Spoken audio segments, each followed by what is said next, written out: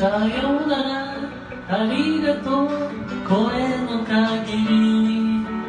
悲しみよりもっと大事なこと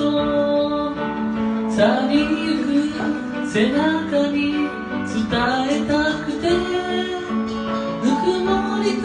痛みに間に合うようにこのまま続くと思っていた僕らの明日を描いていた呼び合っていた光がまだ胸の奥に熱いのに僕たちは燃え盛る旅の途中で出会い